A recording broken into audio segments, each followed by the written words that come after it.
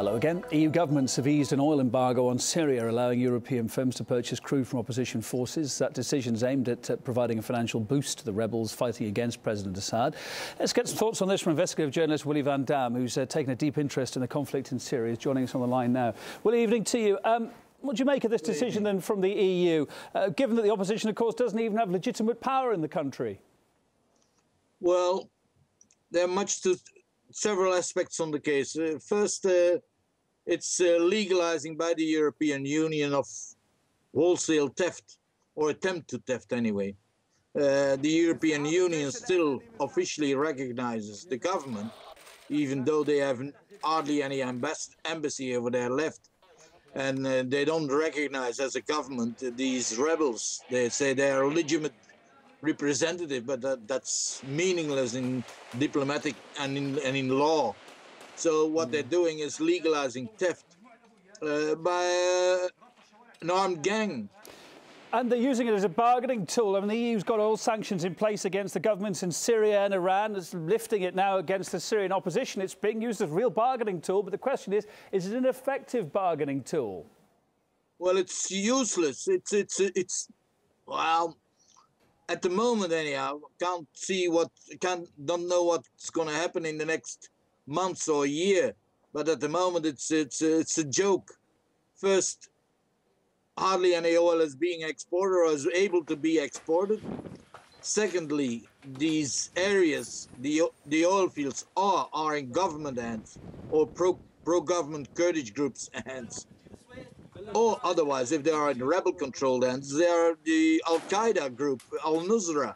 So is the European Union going to finance Al-Nusra, Al-Qaeda? Well, indeed, that's the joke.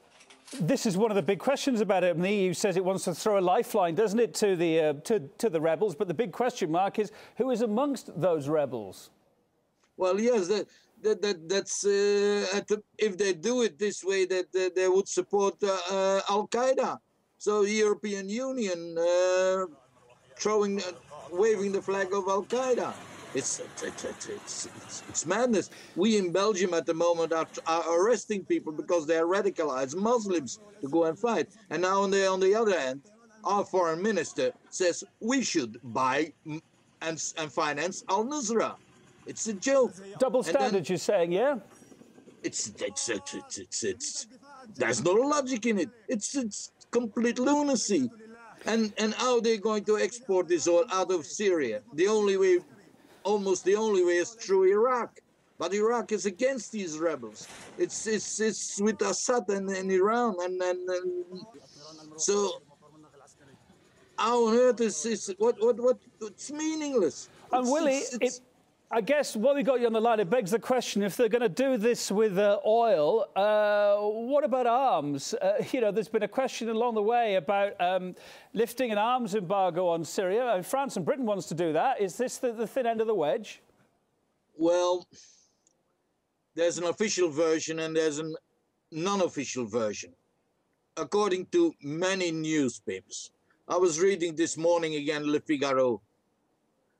French, British and American soldiers and Turkish ones, and probably from Qatar and Saudi Arabia, are training and arming these rebels. So there's officially an arms embargo by the European Union, but in reality there's none.